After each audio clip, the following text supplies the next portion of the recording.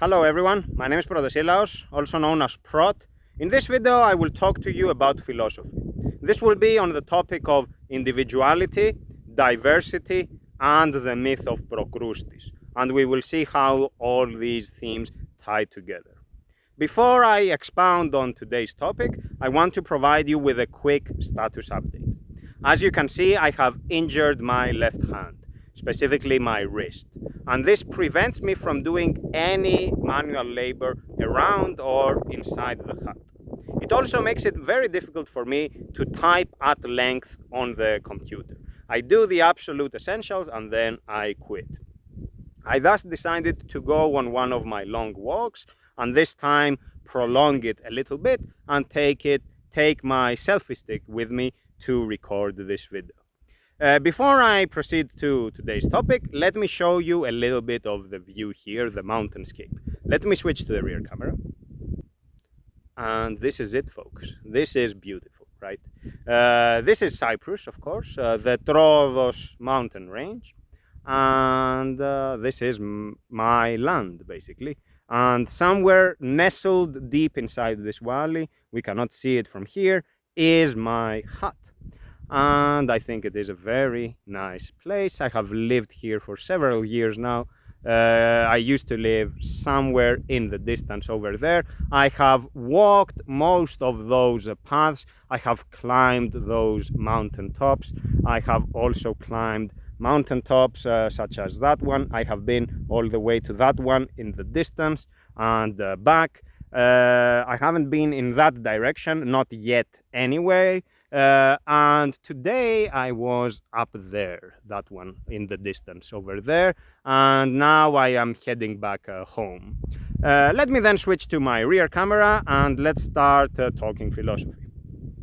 Okay, very well. So let me get going. There is a cloud. I don't think it will rain today, but it has been a rainy week or cloudy, but it rained quite a bit. Anyhow, on today's video, philosophy, individuality, diversity, and the myth of Procrustes. Let's start with the myth. This is an ancient Greek story about a smith, someone who could work with metal. Procrustes had a workshop at the outskirts of Athens. And what he would do is he would invite into the workshop passers-by, travelers going from and to Athens. And what he would do to them is cast them on his iron bed and make them fit the dimensions of the bed. If someone was short, he would stretch their limbs such that they would fit exactly into the dimensions of the bed. If someone was tall, Procrustes would chop off the excess parts, such as this person would fit in the dimensions of the bed. Whatever the case, what Procrustes was doing was to impose one size for everyone. Now you may ask yourself, what can we possibly learn from this horrible story? What can we possibly infer as a meaning, something that has didactic value to us from this torturer, from this deranged smith who was who was harming people and was being very bad to everyone? Of course, we could attribute the acts of Procrustes to evil, and we could say, oh, he was deranged and therefore what he did is something we don't accept, and basically end of story. Which is of course the case. These are horrible means, no doubt. However, there is more to it. We can actually learn something from this story. Let's assume for a moment that Procrustes was not actually evil, and he in fact had a noble cause in mind. His goal was a lofty one. Let's imagine that Procrustes witnessed conflict in the world, saw differences of opinion and how these would lead to controversy and how that would eventually flare up the passions and lead to fights and eventually to armed conflicts, to war. And Procrustes thought that he could put his skills to good use to bring about global peace. Procrustes could have thought that maybe if I make everybody the same, if I enforce uniformity, then there will be nothing to fight about. Consider this. Consider, imagine, if you will, that we all had the same religion, or that we had no religion at all, but we all agreed on it. And imagine further that we all had the same opinions. What I say is what you say. What you think is what I think, and so on. And imagine further that there are no differences in our appearance. We are all the same height. We all look the same, and so on. If we are all the same, how can there be conflict? How can there be differences of opinion to begin with? Wouldn't that be a world of eternal peace, where the only thing that can disturb this peace is change, is diversity, is differentiation, individuality? We can all agree that the means employed by Procrustes are horrible. What about the end cause, though? Is the idea of global and perhaps eternal peace a bad idea? And if it is not a bad idea, if we think that global peace is good, do we want to all be the same? I observe nature all around me. I don't have an answer to this question. I observe nature and I check all the plants, and I cannot find two that are the same. I check all the birds. No two birds are the same. I think back to everybody I have ever met, and everybody I have read about, and everybody I have seen. And I cannot remember two people who were exactly the same. Every being in this world is different than other beings of its type, and of course beings of other types. Everything in the world is subject to a constant, to the constant law of differentiation. They all are individuated. Diversity is immanent. It is in the nature of things. It is encoded in everything. They are differentiable. They keep differentiating themselves from their past presence. And their future presence will be different from their current presence, and so on forever. Nature then gives us diversity. What about the human world, though? Let's say, okay, nature does its thing, but what about us? We have our social affairs, we have our politics, we have this domain of our shared experiences that we control. It is a shared space. It is a reality that we institute into being by virtue of agreeing on standards, by virtue of establishing rules that regulate patterns of behavior that we accept and that we do not tolerate. And within this framework, there exists a reality that we regulate, that we create, that we conform with and thus make real. What about this human world then? Can we eliminate diversity in this world? Can we have homogeneity? And will this homogeneity bring about the end of conflict? Will it abolish conflict, as it were? Will it remove it from the human experience? You may think that Procrustes is just some ancient story at an era where people were not very sophisticated, and times have changed. We are progressive now, we have technology, blah blah blah, science, etc. We are sophisticated. So of course it is not possible for our advanced world to have anything like the horrors of Procrustes. And if you believe that, you are completely wrong. Of course we have Procrustean means and norms in our world.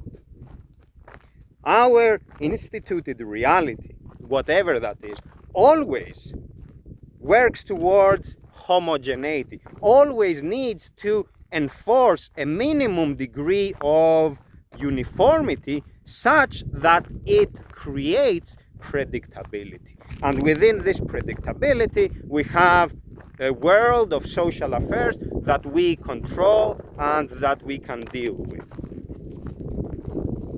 Think about it. We have laws, we have the police, we have tax collecting authorities, we have the institution of money, we have laws that regulate business transactions, we have everything that determines what is a family, what is a student, what is this, what is that, what is the other, everything. Even in an anarchic society, we would still have rules, we would still need a code of law. Even if we abolish the hierarchy, even if we have a rule among equals, there will still need to be provisions in place that envisage what is and is not acceptable. This is not a matter then of oppressive regimes. This is not a matter of some states being tyrannical and others being more liberal. What I am describing now is in the nature of lawmaking, of rule making, in the very enactment of norms that we find the Procrustean method. Because each of us is different. We are all individuals, we are all diverse. Yet, to live together, we have to make compromises. We have to conform with certain norms, and we have to be able to work with this modicum of conformity as our baseline. We cannot just do whatever we want. And in fact, this baseline is what makes society possible. Because if each of us could do whatever they wanted, then it would be impossible to predict outcomes. It would be a society governed by radical uncertainty, and that would be bad for raising children, setting up a business, and cultivating the land, etc., because you wouldn't know what would happen the next day. We need a bit of predictability, at least a little bit, for human civilization to flourish. Let's think then. Let's think about rules. Rules create roads. Rules will be general instructions about how a class of people has to behave in a given state of affairs. For example, the fact that I pay taxes is because I qualify as citizen. Citizen is a general class. Of course, I am my own person, but in my capacity as citizen, I am the same as every other person who also qualifies for that specific role. And we all, insofar as we conform with this role and fulfill this role, we all pay our taxes. Imagine now that you are employed at a nightclub as a bouncer. The job of the bouncer is to decide who walks into the club and who stays out. And the directive you are given is that everybody is allowed except those who wear sports clothes. And you are like, that's fine, okay, I will do that. And you are working, you are doing your job, and suddenly your best friend walks to the club. And you are like, wow, my friend, I'm so happy to see you. How are you doing? Everything fine, blah, blah, blah. So your friend wants to walk into the club. But your friend is wearing football shoes and a shirt. So you are like, I like you, my friend. I like you very much. You are my best friend. But my role here, my office, demands that I enforce the rule which says that we do not let people with sportswear walk into the club. So you will have to stay outside. It's not about me as a person. It's about me in my capacity as bouncer. Me in the role of the bouncer in this specific case where this rule applies. We see then that rules which create roles condition the behavior of situational agents of action, and thus the outcome upon patience of that action. And we then see that our individuality, what springs from within, what comes from our nature, is in ways limited or molded by rules. It is limited or molded by a framework that is external to us, by a state of affairs that has been instituted into being despite our opinion or without our participation anyhow. But it is a world that is basically there and we have to accept as a given. I cannot decide whether there is a state here that asks for taxes or not. It's not up to me to say that. All I can do is conform with the rule or suffer the consequences. And usually the consequences are much, much more horrible than conformity with the rule. The rule is, in this regard, if you think of it, it is a threat. It is a threat, which is like, do this, otherwise I will put you in jail, or I will force you to pay money and you will suffer. I will torture you. And so you do it. This is all rules. It's not just the rules of the state. Even within family, even at family gatherings. Let's imagine that there is this New Year's Eve table and we are celebrating the new year, and so the family gathers around the table and we will have dinner together, and everyone is expected to attend the table, to be at the table to attend the dinner.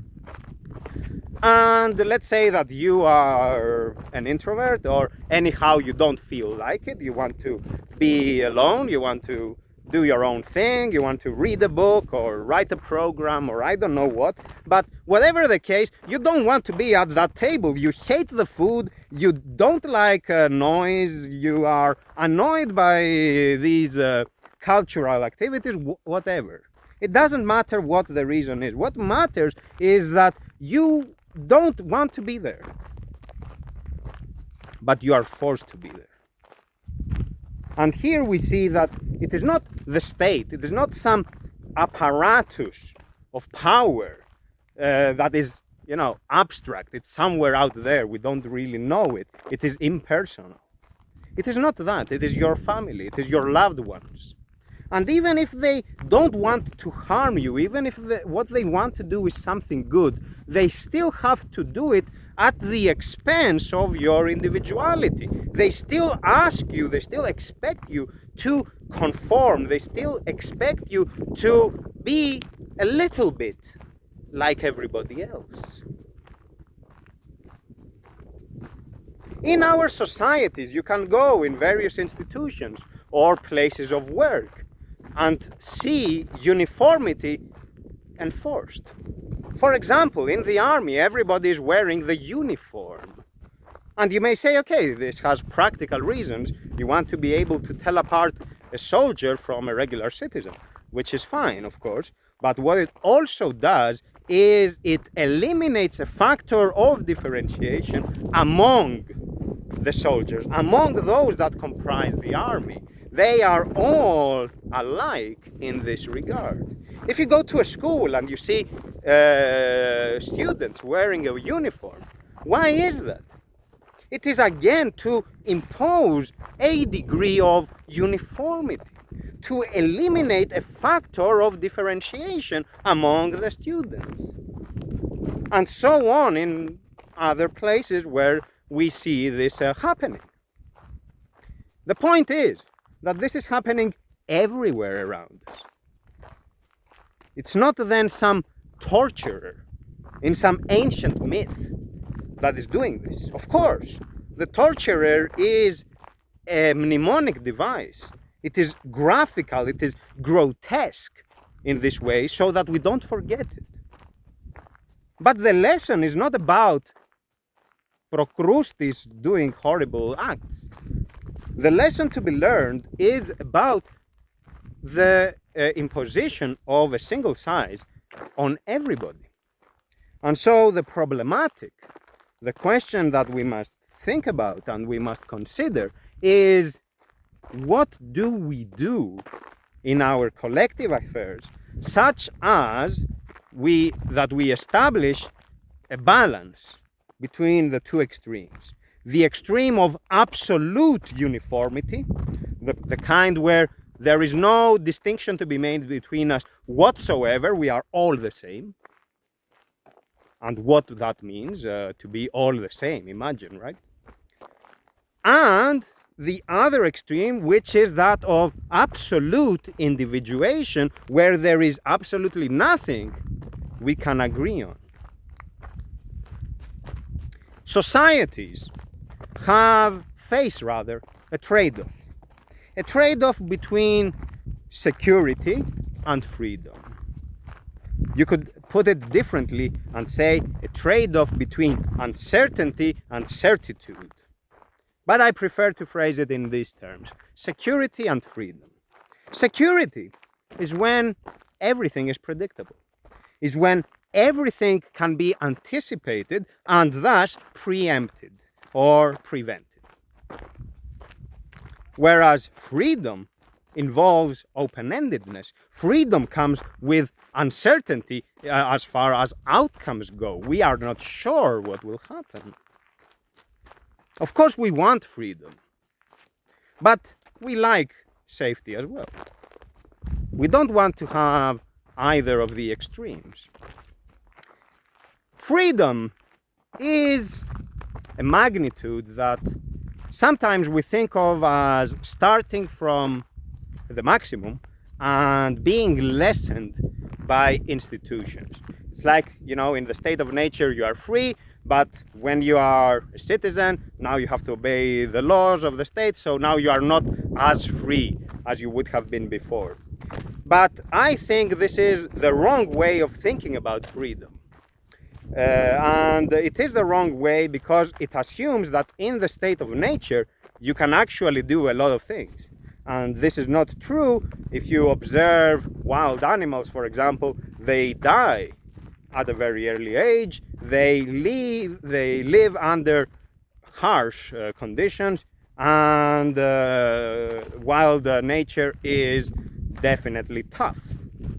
Whereas animals that we keep as pets, dogs for example, have a more comfortable life and they live longer. Of course, they trade their wilderness for it, or at least a part of it.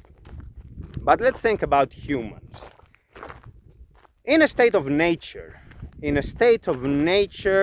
where anything goes, the rule of the jungle, in this state of nature, you cannot philosophize, for example. I couldn't be here carefree expounding on some abstract theme because there would be danger all around me. Someone would want to steal me or to harm me or whatever, and there would be no consequence for them. They would do it and nobody would impose any kind of rule on them, any kind of penalty on them. They would just do it. Whereas now, if someone tries to harm me, at least they have to think twice, because they will then deal with the consequences of their actions. So the fact that the law is in place actually does not detract from my freedom, it gives me freedom. It actually bestows freedom upon my person. Same for matters such as property. Imagine that there was no property at all. How would I claim the hut to be mine? How would I enforce that? Anyone could just walk in, kick me out, and say, this is my place, and thank you very much for building it. What would I be able to do in that situation if I couldn't fight back? The answer is nothing. Whereas with the law, I rest safe in the knowledge that at least I can enforce my property rights. Even if it's for a small hut, it doesn't really matter. It's still something that I have the right to do, and thus the freedom to exercise. Freedom then is something that in the state of nature we don't really have. And this is a topic that was considered at length since antiquity. For example, in Platon's Republic, the book 2 of the Republic is about the ring of Gyges, and there is a part of the discussion which is about why people conform with rules, and the answer is basically because rules help each other cancel out their evil tendencies. And there is always, of course, the famous Latin saying that homo homini lupus est. Human towards humans, wolf is. Human to humans, wolf is. So humans can be wolves towards other humans. And this is also consistent with what Thomas Hobbes expounded on in the book Leviathan, where he argued that in the state of nature, life is, I don't remember the exact phrasing now, but life is short and brutishly cruel. There needs to be a sovereign, there needs to be law, there need to be rules in place, or more generally, to be with our theme here, there needs to be a modicum of certainty, such that we can build our relations around, such that we can have something to work with. I need to have some safety so that I can build the hut there and know that it will be there tomorrow, or that I will, cultivate the land and come back next year and enjoy the fruits of my labor. If I don't have that certainty, why put in the work?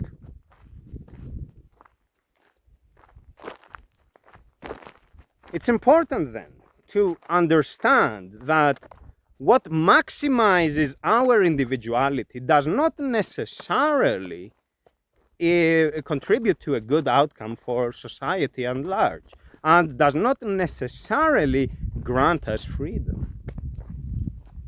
Constraints, structure, safety are not inherently wrong. Of course, they are not inherently good. When the rules are too prescriptive, when the rules deny you of expressing your individuality, then they are like torture. They are like what Procrustes was doing to the passers-by in ancient Athens. That's horrible. That's very, very bad. We want to be able to assume agency. We want to feel that we are contributing to our specific world, to the milieu around us, to our subjectivity, that what we do is our life. It is not the life of another. We are not simply playing a role, the role imposed from above, from outside. We are not simply defined exogenously. There is something that comes from within. There is something endogenous that is expressed, and this is our self, our true self. We want to be able to have that. But we understand that absolutes are dangerous. We understand that absolutes are harmful. Extremes are very bad for us. And we need to work towards a balanced, a virtuous compromise between those extremes.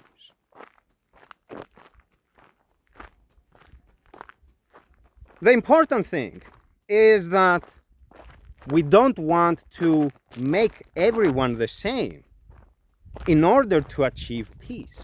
This is where Procrustes would have been wrong, because Procrustes could have thought that peace is achieved when we are all the same.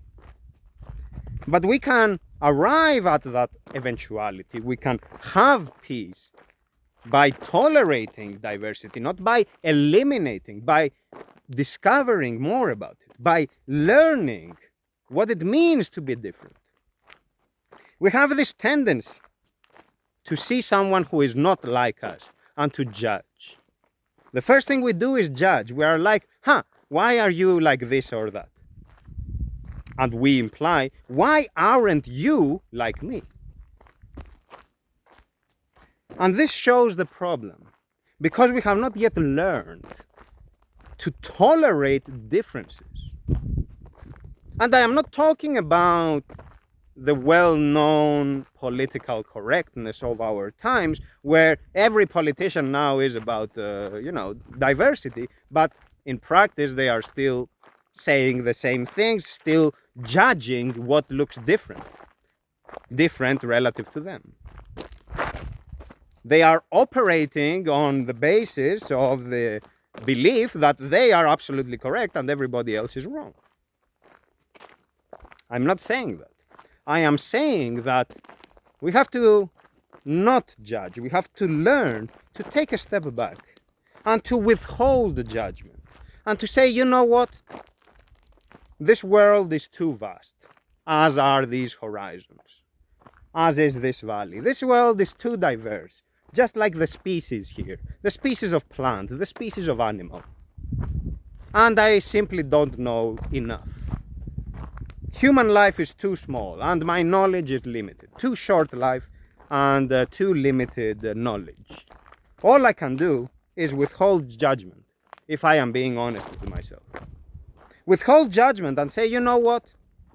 I won't say more. I want to learn more.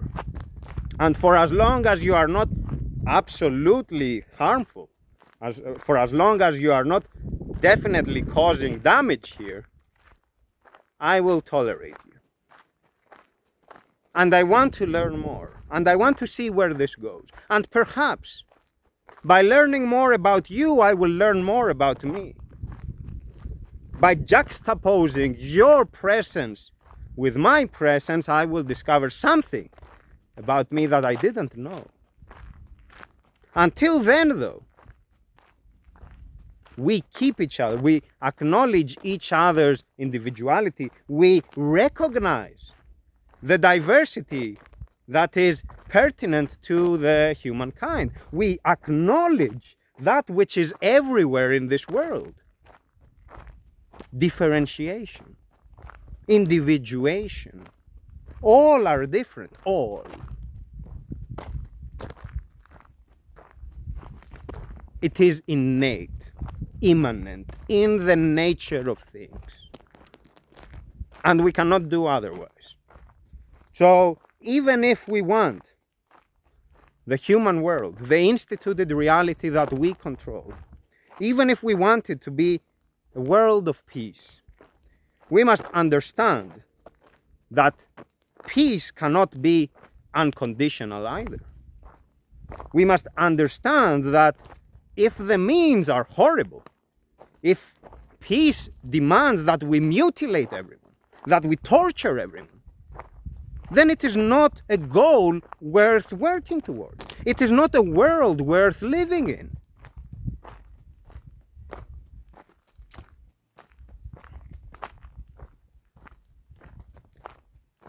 Let us work towards the virtuous midpoint, the middle way between the extremes. And let us try to understand the other side, not demonize them, not think that they are evil, that they are absolutely bad and we are the ones who are good, that we are the ones who hold the moral high ground. Maybe we do, but that remains to be determined. It's not a given. We don't know for sure. And so, by observing the world all around us, by witnessing this vast world that expands as far as the eye can see, as far as the mind can fathom, we will appreciate the little things. How every little plant, every single being is different. And then we will see that the same is true for humans. And next time we disagree with someone, or we anyhow find that we are different from someone, we will say, maybe you're right. Or maybe there is more to be learned. Maybe there is more to be considered. Until then, I will withhold judgment. And maybe this attitude, this disposition of not judging is what will help us live in peace. Not at the expense of our individuality, not at the expense of diversity, but empowered with a mindset that is of a higher order. A mindset that is about openness to the unknown. That is about not being biased in favor of the familiar. And not being an enemy of the unknown. Maybe the unknown is questionable, of a questionable value.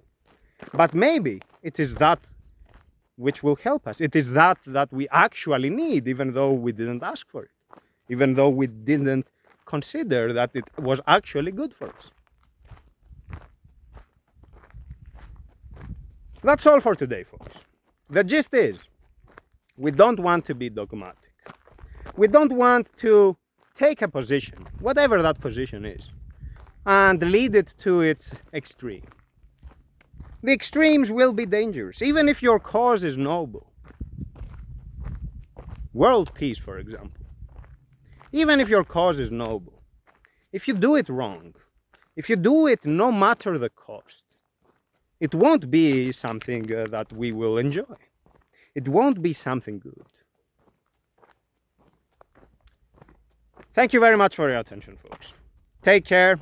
Goodbye.